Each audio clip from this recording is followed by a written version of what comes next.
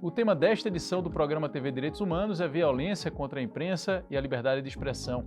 Para conversar sobre isso, eu, Juliano Domingues e a professora Andréa Trigueiro, contamos com a participação de Ana Veloso, jornalista e professora da Universidade Federal de Pernambuco, a UFPE. Ana Veloso tem uma vasta experiência em jornalismo e é uma ativa defensora da liberdade de expressão e dos direitos dos jornalistas e das jornalistas. Começa agora o programa TV Direitos Humanos. O TVDH é uma iniciativa da Cátedra Unesco-Unicap de Direitos Humanos Dom Helder Câmara, produzido pelos estudantes de jornalismo do projeto de extensão EduComDH, Educomunicação e Direitos Humanos na Mídia, numa parceria com a Cátedra Luiz Beltrão de Comunicação, daqui da Unicap. A gente conta ainda com uma rede de colaboradores que só faz crescer. Participam dela o Centro Dom Helder Câmara de Estudos e Ação Social, o Centro de Cultura Luiz Freire, o Movimento dos Trabalhadores e Trabalhadoras Rurais Sem Terra, o MST, e o Centro das Mulheres do Cabo.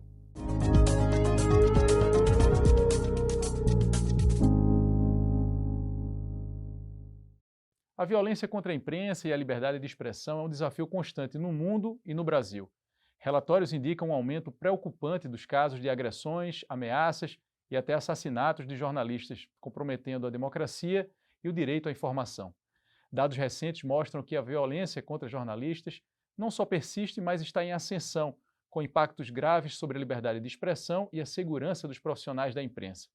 Os números no Brasil atingiram patamares alarmantes em 2022, com a FENAGE, a Federação Nacional dos Jornalistas, registrando 376 casos de agressões a jornalistas de veículos de comunicação, equivalendo a quase um caso por dia. Embora esses números representem uma queda de 12% em relação ao ano anterior, que foi recorde, as agressões diretas aos profissionais da imprensa cresceram em todas as regiões do país. Professora Ana Veloso, obrigado por ter aceitado o nosso convite, né, professora Andréa? Sim, uma honra para a gente, né? Muito Prazer obrigada. recebê-la. Prazer estar aqui com vocês. Diante desses dados, professora, a ideia é que ao longo do programa a gente fale sobre violência contra jornalistas, violência contra a liberdade de expressão, não somente no Brasil, mas também no mundo.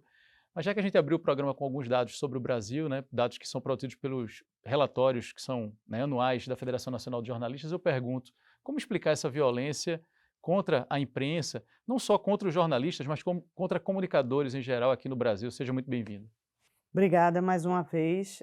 Uma das explicações, quando a gente pode pensar, que é o crescimento dos movimentos de conservadorismos no mundo, inclusive no Brasil. Então, a ascensão do pensamento conservador, que está, infelizmente, em voga no mundo, com vários países elegendo, inclusive, líderes ultraconservadores, que se colocam como participantes de partidos de extrema-direita e até células, infelizmente, nazistas e fascistas no mundo, têm provocado um atentado à liberdade de expressão. E os jornalistas, eles são, obviamente, os comunicadores e as comunicadoras, eles são os defensores da liberdade de expressão, da liberdade de imprensa. E, nesse sentido, esse ataque aos jornalistas, às jornalistas, a comunicadores populares, por exemplo, defensores e defensoras de direitos humanos, ele acontece exatamente porque você ataca o jornalista, você ataca o comunicador, a comunicadora, porque você também ataca a democracia. Então, o grau de democracia num país, ele é medido pelo exercício da liberdade de expressão, pelo exercício da liberdade de imprensa. Então, esse crescimento desses fundamentalistas religiosos, políticos, os populistas de extrema-direita no mundo todo, é um dos responsáveis por essa onda de ataque aos meios de comunicação, aos profissionais e aos comunicadores e comunicadoras independentes, populares, ativistas de direitos humanos no mundo todo e no Brasil. Quando a gente pensa no caso do Brasil, professora Andréa, a gente observa que nos últimos anos, mais especificamente ao longo do último governo federal, houve um aumento significativo dos casos de agressão, né, de ameaças, hostilidades na relação com a imprensa. E aí, provavelmente não por coincidência, o último relatório da FENAGE aponta essa redução, embora os números ainda sejam, né, muito significativos de violência contra jornalistas. É possível, de fato, estabelecer essa associação entre o governo anterior e o aumento nos casos de violência? Os números mostram isso, né? As pesquisas que foram feitas a partir do governo do Temer e no governo do Bolsonaro, mostraram justamente essa ascensão, esse aumento no número de ataques.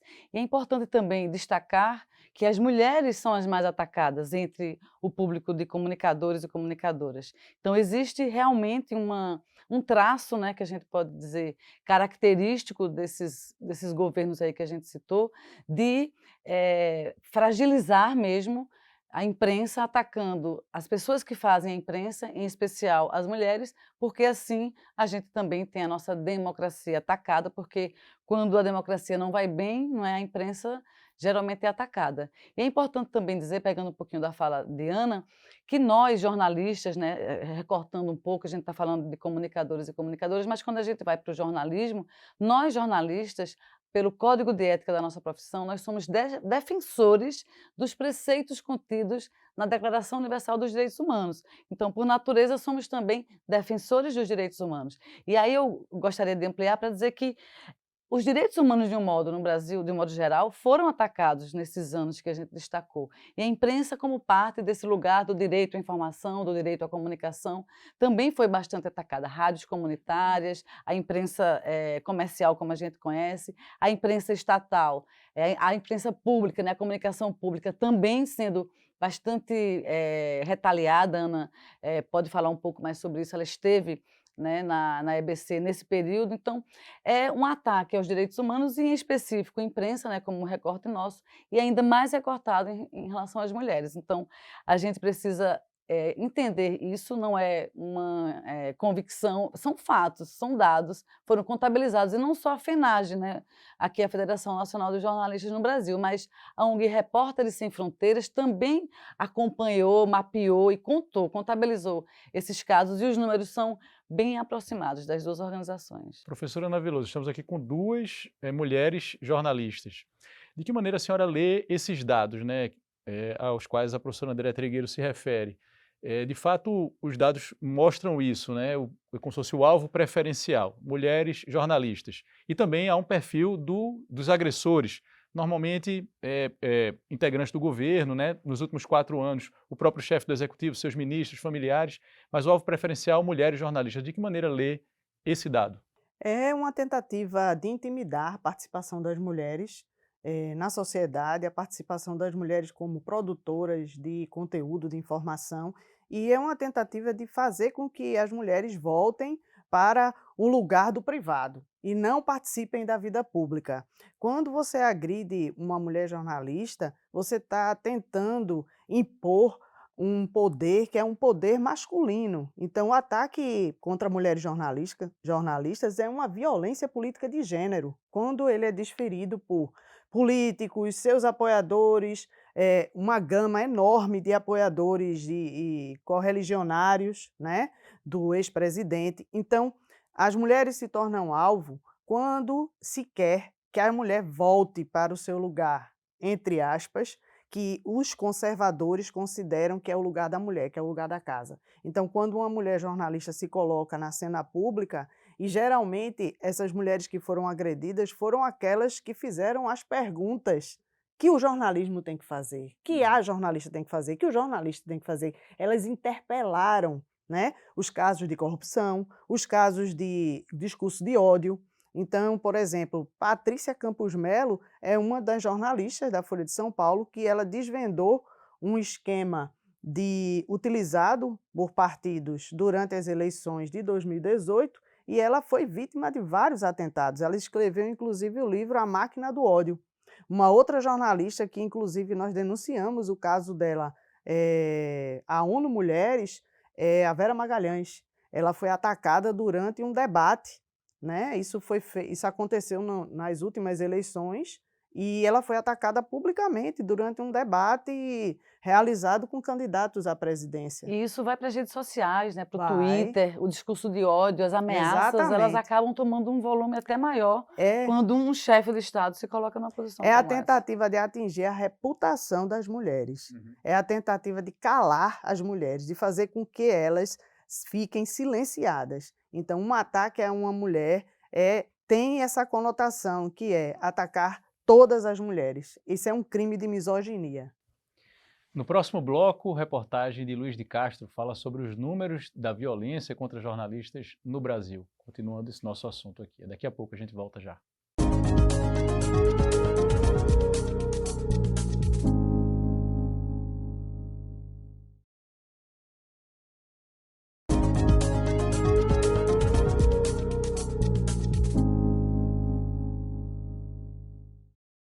Estamos de volta com o segundo bloco do TV Direitos Humanos, que nesta edição traz como tema violência contra a imprensa e a liberdade de expressão. E a gente abre esse bloco com reportagem de Luiz de Castro sobre os números da violência contra jornalistas no Brasil. Uma análise importante para entender a dimensão do problema e as ações necessárias para combatê-lo. Vamos conferir. Em 2023, no Brasil, foram registrados 181 episódios de violência contra os jornalistas. Esses são os dados do relatório Violência contra Jornalistas e Liberdade de Imprensa no Brasil, divulgado este ano. Entre os tipos de agressões foram contabilizadas 42 ameaças, 40 agressões físicas, seguidas de 27 verbais. Já os agressores foram políticos, assessores, parentes, com 44 casos. Houve uma queda de quase 52% se comparado ao ano de 2022, com 376 registros. Este resultado é proporcional a outros fatores, tendo influências diretas o comportamento do governo anterior, a exemplo do então presidente Jair Bolsonaro, que realizou 570 ataques a veículos de comunicação e aos jornalistas. Como explica a presidente da Federação Nacional de Jornalismo, Samira de Castro. Para a FENAGE, essa redução foi proporcionada pela queda na categoria descredibilização da imprensa e censura, que estavam atreladas à institucionalização da violência durante o governo do ex-presidente Jair Bolsonaro. Vale destacar que Bolsonaro, sozinho, durante os anos do seu governo, foi o principal agressor de jornalistas no Brasil. Para a FENAGE, estes números ainda são preocupantes, porque o jornalismo no país continua sendo atacado, mesmo com a mudança de governo. Samira de Castro ressalta a importância das instituições estarem à frente das ações efetivas contra essa violência. É preciso que instituições como o Observatório Nacional da Violência contra Jornalistas e Comunicadores atuem com efetividade para coibir os abusos, os ataques aos profissionais da mídia. Do total, a região Sudeste ocupa o primeiro lugar nos ataques à imprensa, registrando 47 casos.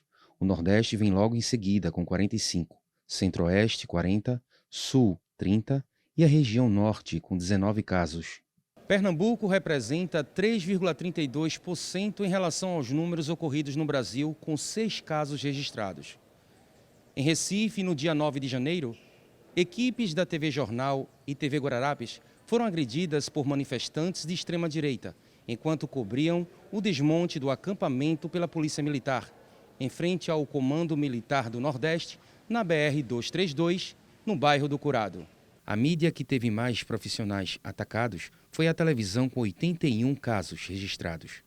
De todos os profissionais que foram agredidos em 2023 no jornalismo, foram 68,32% homens e 25,19% mulheres. Não podemos em nenhum momento ficar calados, em nenhum momento deixar de denunciar e de deixar de mostrar à sociedade que essa forma de ver o jornalismo como contrário à sociedade é uma forma de agir contra a democracia.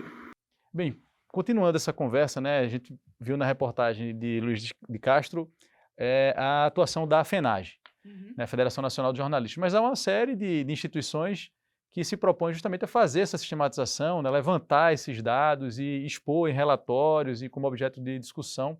E aqui eu lembro da Repórteres Sem Fronteiras, da Associação Brasileira de Jornalismo Investigativo, a ABRAGE, Coletivo Intervozes, não é isso?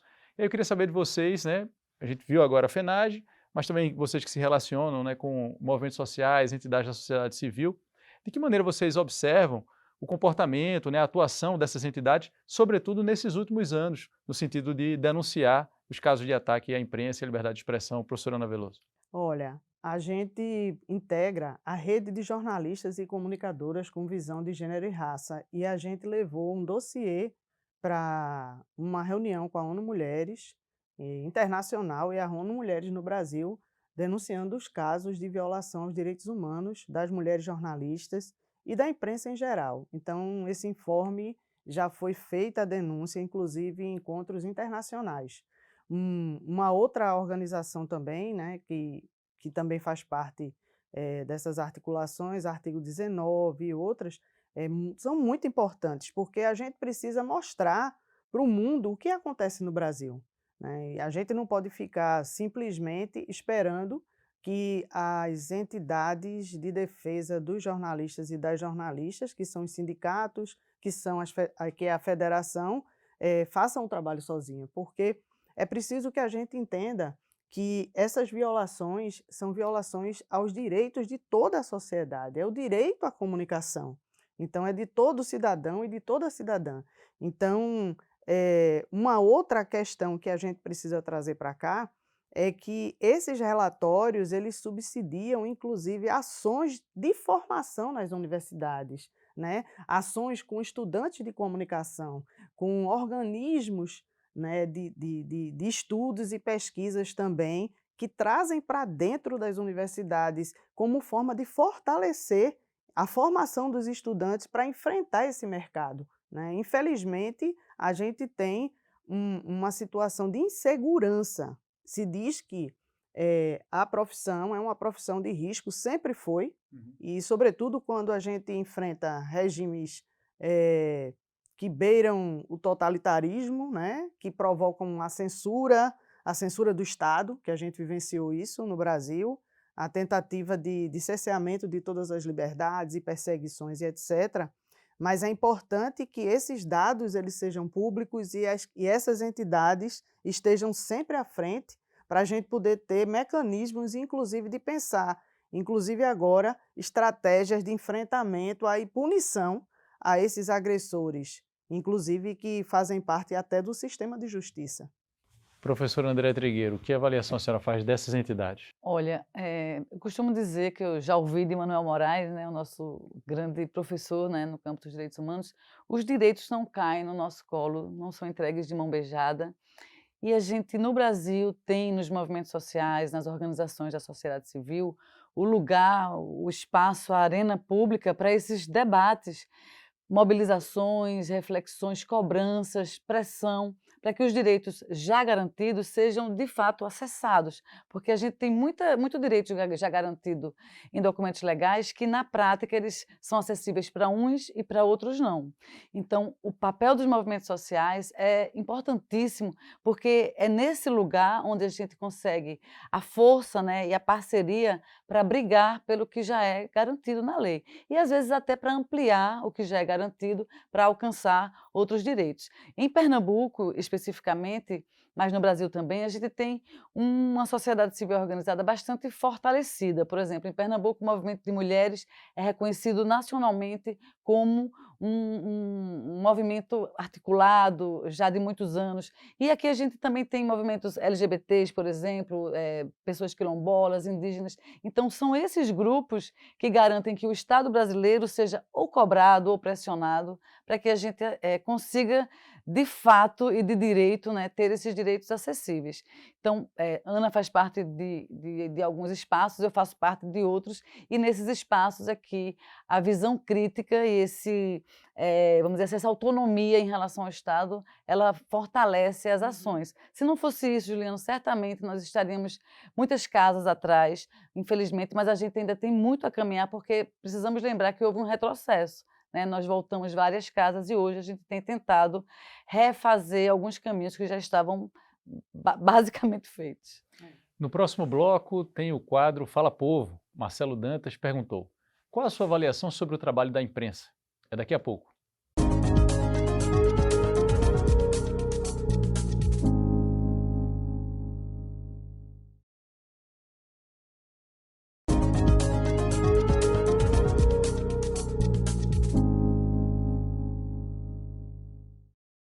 Estamos de volta com o terceiro bloco do TV Direitos Humanos, que nesta edição fala sobre violência contra a imprensa e a liberdade de expressão. Agora é hora do quadro Fala Povo, com Marcelo Dantas.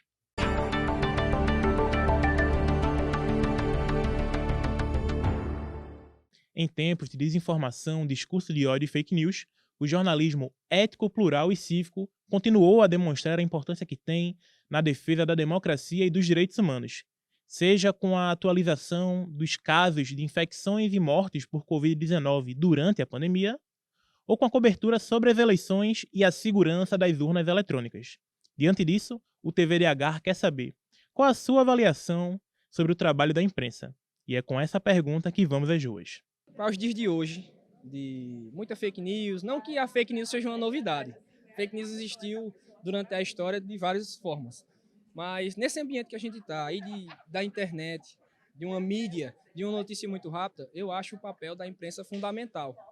Por quê? O papel do jornalista, nesse ponto, é averiguar os fatos, nos trazer a notícia, que é a notícia real, a mais próxima da verdade possível. Pelo menos é o que a gente entende enquanto trabalho de um jornalista. A imprensa tem um papel primordial na sociedade. Não adianta querer parar a imprensa e dizer que temos democracia. Para termos democracia, temos que ter a ampla informação. E quem nos traz isso são vocês, jornalistas. Sabe, através das suas pesquisas, das suas abordagens, da fala concreta do povo. Não adianta querer parar a imprensa é primordial em todo lugar. Eu dou nota máxima a vocês, porque vocês vão atrás para a gente saber coisas que a gente não sabe. Por exemplo, eu mesmo sou comerciante, eu não sei quais são os meus direitos, porque eu trabalho como autônoma. E já fui entrevistada, como na Rede Globo, e me disse, através dessa entrevista, eu sei quais são os meus direitos que eu tenho. Não tenho uma carteira assinada, mas eu tenho um direito como uma pessoa tivesse uma carteira assinada. Então, eu admiro muito o trabalho do jornalismo por causa disso, que ele amostra, ele vai buscar o que a gente tem e que não tem direito. E para a gente continuar essa conversa, né, da avaliação, a opinião pública em relação à imprensa, queria resgatar um pouco aqui. No primeiro bloco a gente falou sobre os últimos 4 anos e tal. Mas eu queria voltar um pouquinho no tempo e lembrar dos protestos de 2013, né, e dos casos de agressão contra jornalistas. E aí era carro de vivo de TV queimado, um cinegrafista que morreu em função, né, das consequências de um rojão que acabou. E aí eu queria ouvir vocês a esse respeito, quer dizer, de uma maneira geral a gente percebe uma certa desconfiança da população em relação ao trabalho da imprensa, e naquele momento isso se manifestou, né, com repórteres sem canóplas na rua, né, acho que vocês devem se lembrar, as pessoas não saíam nem com canópla na rua com medo de ser alvo de agressão. E aí se falou muito e se cobrou à época, sobretudo no ambiente da universidade, uma meia-culpa das empresas de comunicação, né, no sentido de por que a opinião pública se volta contra a imprensa? O que é que tem acontecido, né? Será o quanto essa imprensa não tem defendido os interesses coletivos ou, né, o interesse público? Que avaliação vocês fazem dessa percepção da população em relação ao trabalho da imprensa e desses casos de violência, né, como a gente acompanhou desde 2013 para cá, do cidadão, né, que a gente falou da violência daqueles representantes do Estado, do governo, mas agora falando do sujeito que na rua agride um jornalista.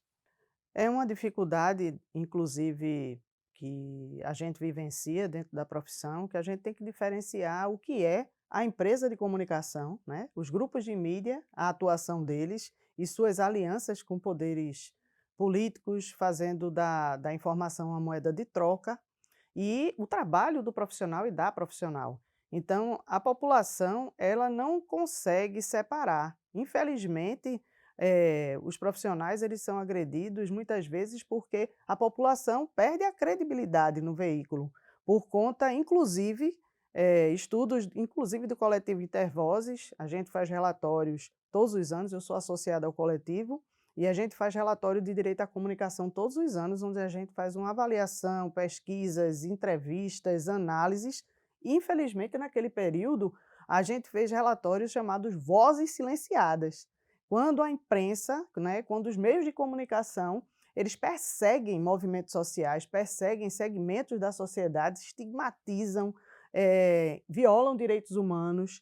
Então, naquele momento de efervescência da política, né, o 2013 é um marco histórico, a imprensa passava por uma crise de representação e de credibilidade. Então, infelizmente, a população percebia que os meios de comunicação eles desinformam.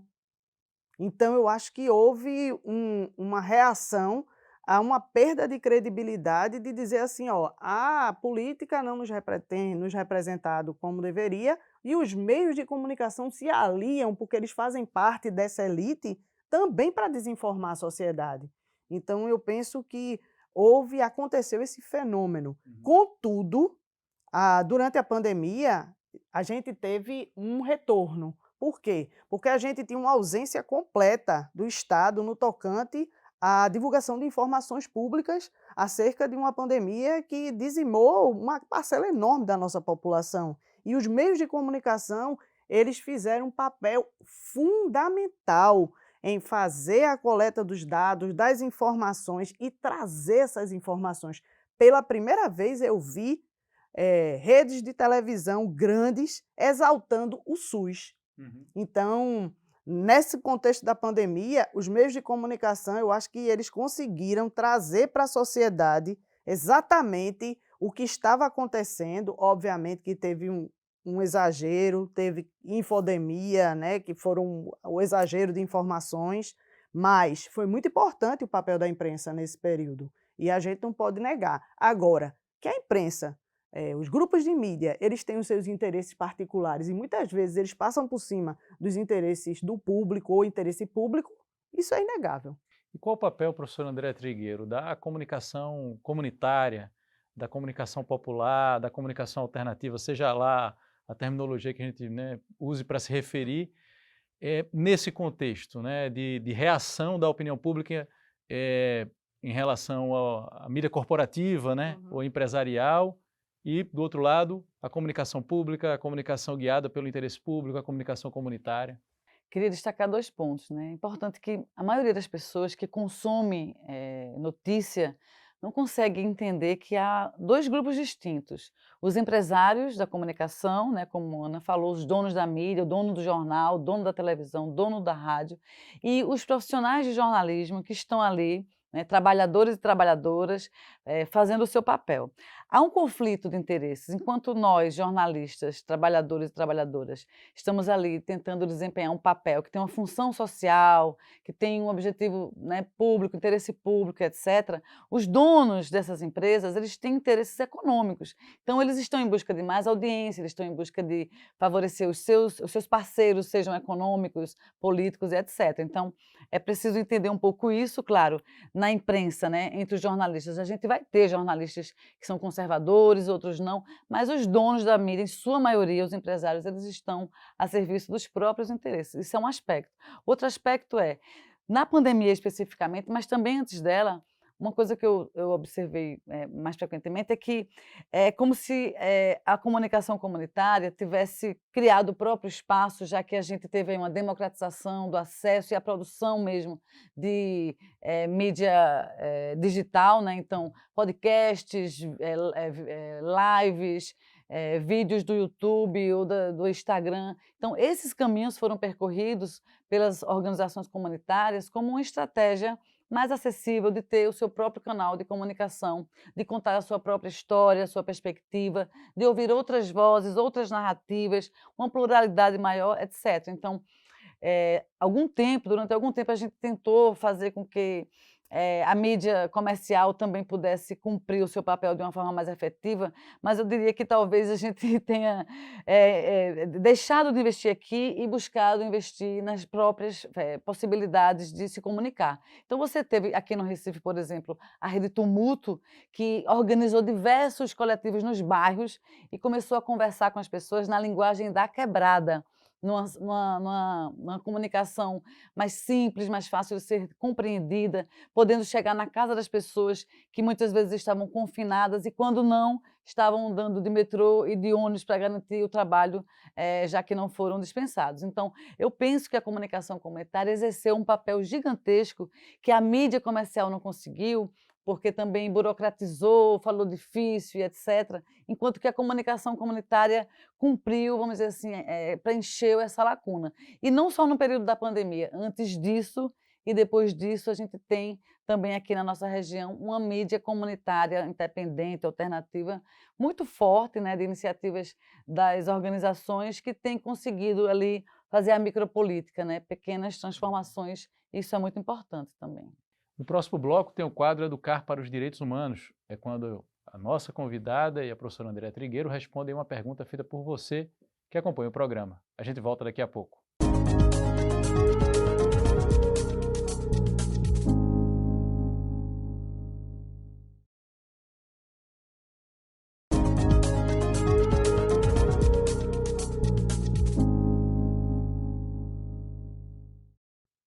Estamos de volta com o quarto bloco do TV Direitos Humanos, que nesta edição tem como tema violência contra a imprensa e a liberdade de expressão.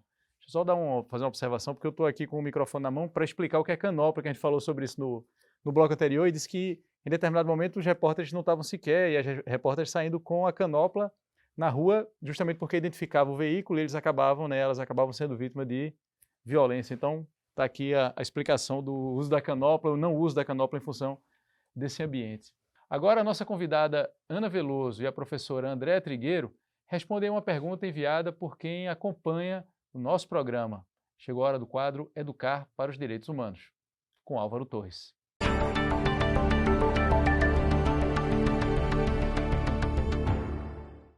Uma foto e um clique. E já já a minha foto será visualizada por várias pessoas. As redes sociais têm um grande poder de propagar informações e conteúdos, mas é também neste mar virtual que podemos navegar em ambiente perigoso. Atualmente, as redes sociais, o que vemos bastante nelas, são informações distorcidas e até inventadas, as chamadas fake news. Elas podem acabar influenciando no comportamento social e até nas nossas vidas, podendo inclusive levar alguém à morte. Sobre liberdade de expressão nas redes sociais, o Educar para os Direitos Humanos traz hoje a pergunta do estudante de jornalismo Edinaldo Cabral. Eu gostaria de saber se existe algum limite na liberdade de expressão relacionado às redes sociais, a fake news e no jornalismo. Existe algum tipo de liberdade de expressão? A gente agradece a Edinaldo Cabral pela pergunta e já passa a bola para vocês. Primeiro a professora Ana Veloso, depois a professora Andréa Trigueiro.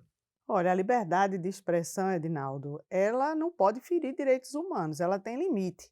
Então, você não pode usar a sua liberdade de expressão para espalhar notícias falsas, para disseminar discursos de ódio nas redes sociais ou até na imprensa em geral, né? A gente sabe que existem os excessos, que existem programas que violam direitos humanos.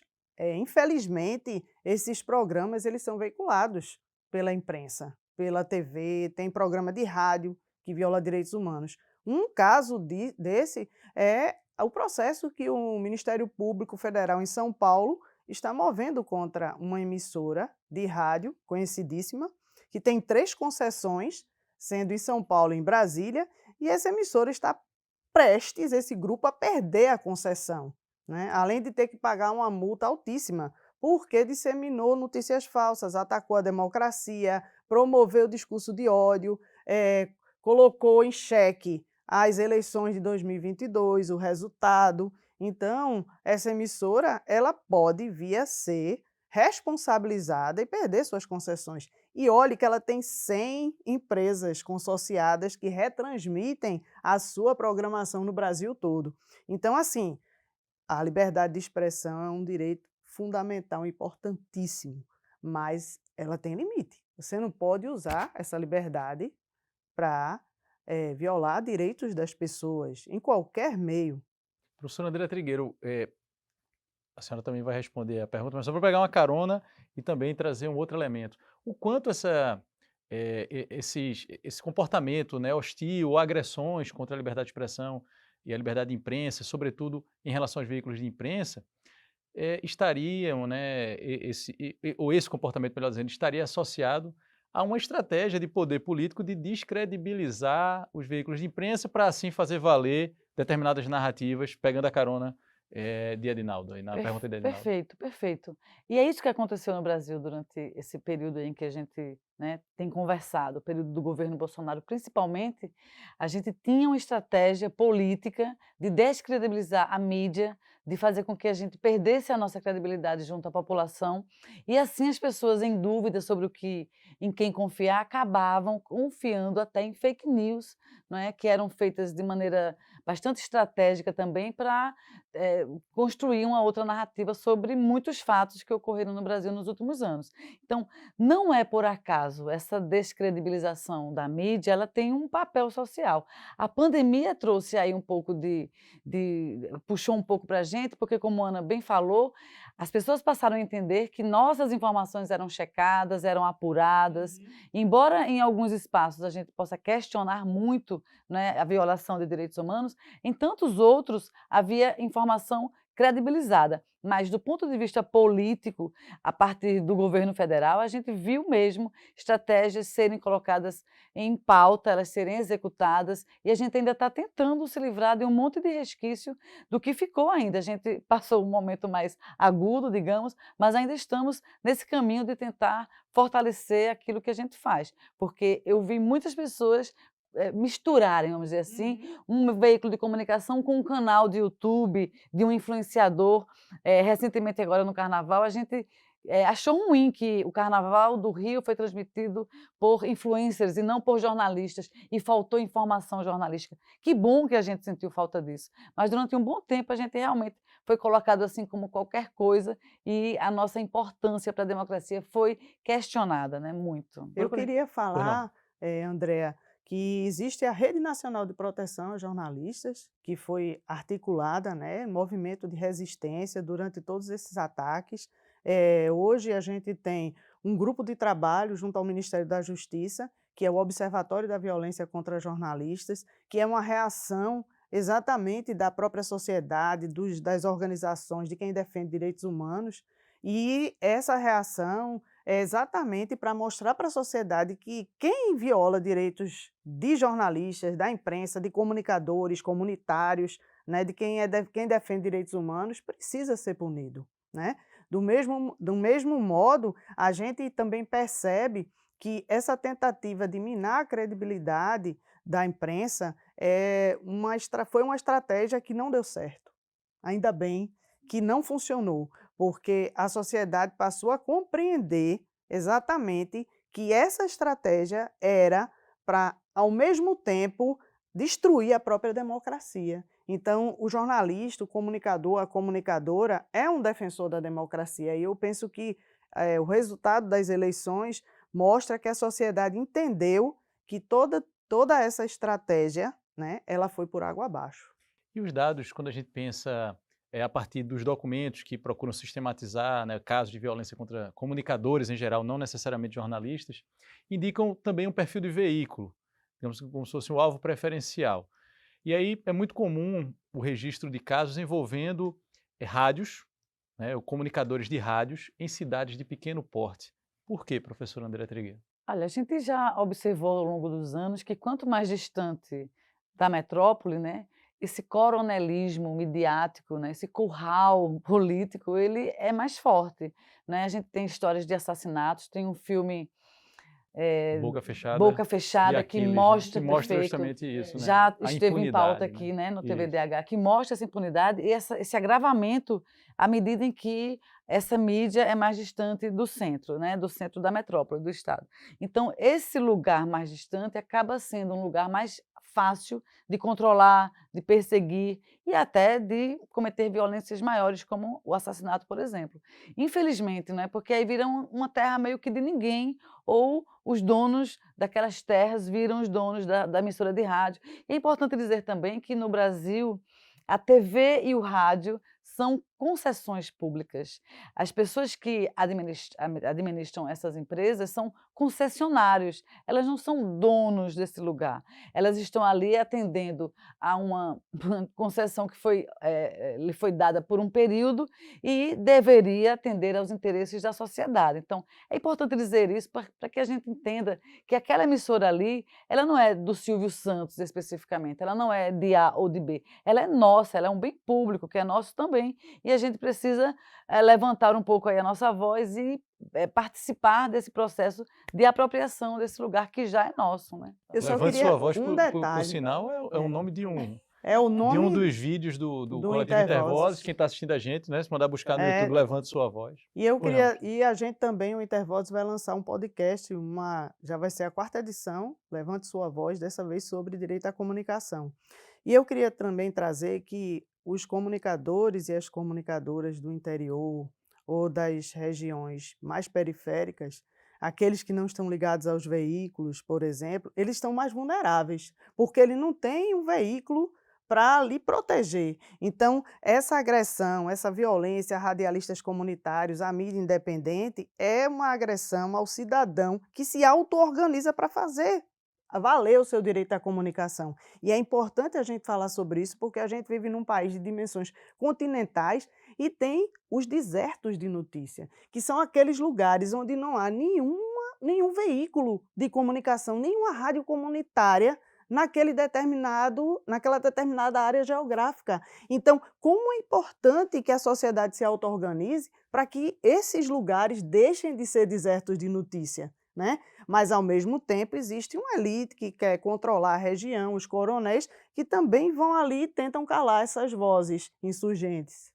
E que normalmente tem uma relação muito próxima, né? Por vezes promíscuas com as lideranças, com as forças coercitivas, né? Com a polícia, com o judiciário local. Infelizmente. Depois do intervalo, tem o 5º e último bloco desta edição do TV Direitos Humanos. Daqui a pouco a gente volta.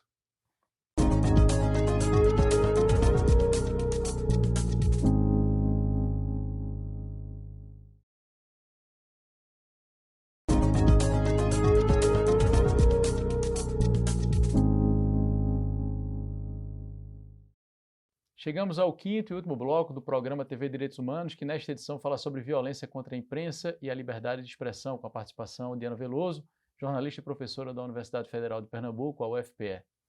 Bem, falamos aqui sobre violência, sobretudo no Brasil, e eu queria trazer alguns dados dados recentes sobre a violência contra a imprensa, a liberdade de expressão, mais especificamente contra jornalistas no mundo. E aí eu vou fazer referência aqui a uma reportagem de um colega nosso, né? A professora Ana Veloso conhece bem, o Jonas Valente, uma matéria veiculada na agência pública, e que diz o seguinte: desde que foi criada em 1997, a Relatoria Especial para a Liberdade de Expressão, vinculada à Comissão Interamericana de Direitos Humanos, da OEA, Organização dos Estados Americanos, registrou o assassinato, desde 1997, de 507 jornalistas nas Américas. Segundo os dados da mesma organização, mais de 1.600 jornalistas foram assassinados nos últimos 30 anos. E aí essa matéria do Jonas Valente traz também dados que foram compartilhados recentemente pelo Laboratório de Jornalismo de Interesse Público na Ucrânia, que diz o seguinte, que desde o início da invasão russa, em fevereiro de 2022, ocorreram mais de 540 crimes contra jornalistas. De um total de 68 jornalistas ucranianos mortos ao longo do conflito, 10 foram assassinados no exercício da profissão, 14 permanecem desaparecidos. E aí, trazendo ainda mais dados desse contexto de conflito, outros 33 jornalistas foram sequestrados, 31 foram feridos, mais de 200 meios de comunicação fecharam as portas, em especial nas áreas sob ocupação militar da Rússia ou sob ataque de mísseis. E, para encerrar, tem dados também do Comitê para a Proteção dos Jornalistas, o CPJ. 72 jornalistas, a maioria agora falando sobre o conflito Israel-Hamas na faixa de Gaza, 72 jornalistas, a maioria palestinos, morreram na guerra travada por Israel na faixa de Gaza desde os atentados lançados em 7 de outubro pelo grupo terrorista Hamas em território israelense. A eles se somam 3 jornalistas libaneses e 12 israelenses. Repetindo, são dados que estão na matéria do Jonas Valente, da agência pública. Eu queria compartilhar com vocês para a gente pensar a respeito do papel da imprensa também nesses conflitos, né? A gente está acompanhando, falava-se muito, né, professora Ana, professora André, sobre o poder das imagens na Guerra do Vietnã, né, e o impacto que isso trouxe naquele momento. Depois falou muito sobre a Guerra do Golfo, que seria aquela guerra do videogame, né, porque eram imagens que até então nunca antes vistas, né, dos mísseis teleguiados. E agora a gente tem uma guerra, né, 24 horas, 7 dias por semana, tanto na Ucrânia quanto na faixa de Gaza, com transmissão direto, inclusive com os próprios soldados fazendo vídeos e compartilhando. De que maneira vocês avaliam o papel da imprensa nesse tipo de contexto, professora Ana Veloso? É um papel fundamental, porque a sociedade precisa saber o que está acontecendo, para que esses tipos de crime contra a humanidade eles não permaneçam e para que a população mundial e as autoridades possam tomar algumas medidas no sentido de acabar com esse tipo de conflito. Então, o papel da imprensa é um papel fundamental para poder documentar, para poder denunciar, né, colocar esses crimes, esses atentados contra a humanidade de forma mais transparente. Agora, infelizmente, durante esses conflitos, por todos os lados, os jornalistas, as jornalistas, comunicadoras e comunicadores, eles sofrem também com esses ataques. E eu também tenho lido que muitas pessoas que estão na profissão, eles desistem, juntamente com os próprios meios, fecham as portas e muita gente desiste da profissão por conta dessa onda de atentados, de cerceamento da liberdade, ou, por exemplo, como aconteceu no que se chamava de Guerra do Golfo, que os jornalistas tinham que ir já assinando um contrato com o Pentágono, que eles só iam divulgar aquilo que o governo americano determinasse que podia ser veiculado. Então, quando não há uma censura de algum Estado, né, de algum Estado que está provocando esses conflitos, há o extermínio da população e o extermínio do mensageiro, da mensageira, né, do mediador, da mediadora. Então, um papel do jornalismo nesses conflitos é um papel central, de informar a população, de fazer com que a sociedade se indigne com aqueles crimes e tome também uma providência, uma postura, levar essa situação para as organizações de direitos humanos e de proteção. Professora Andréa Trigueiro. É arriscado ser jornalista, né? Porque a gente está falando de uma situação bem extrema de guerra, mas a gente pode falar, por exemplo, da guerra do tráfico ou da guerra urbana mesmo, né? Fora do tráfico, que é arriscado para um jornalista.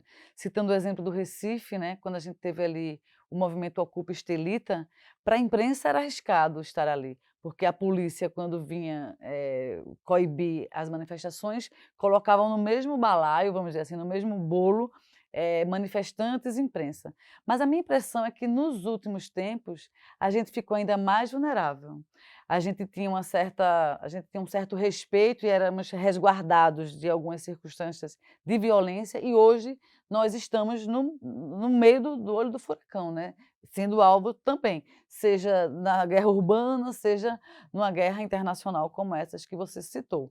Eu penso que os organismos nacionais e internacionais que atuam no campo da defesa da liberdade de expressão, da liberdade de imprensa e da defesa do próprio exercício jornalístico, essas organizações precisam chamar a atenção do mundo para preservar, né, para a preservação de todos, lógico, de um modo geral, mas do papel do jornalismo, porque sem nós, vamos dizer assim, as informações que vão circular nem sempre são confiáveis, porque aí, como você disse, o soldado filma aqui, o outro filma ali, e aquela informação não passa por um tratamento, a gente acaba recebendo ela de uma maneira muito desigual muitas vezes. Então, acho que a gente precisa entender que nós somos importantes, não apenas para a nossa profissão, mas para a democracia, para a sociedade de um modo geral. Quando uma emissora fecha ou é censurada, é a população que vai sentir também as repercussões disso, porque é um volume de informação que não chega. Então, eu penso que é preciso, sim,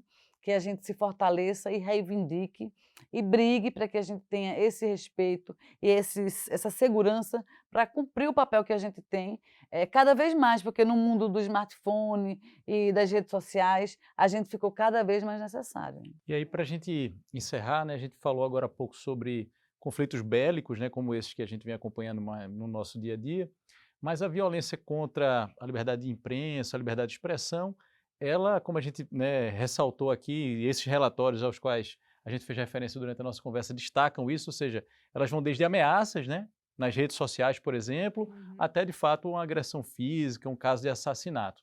E aí eu queria saber, para a gente encerrar, primeiro a professora Andréa, depois a professora Ana Veloso, que horizonte vocês visualizam?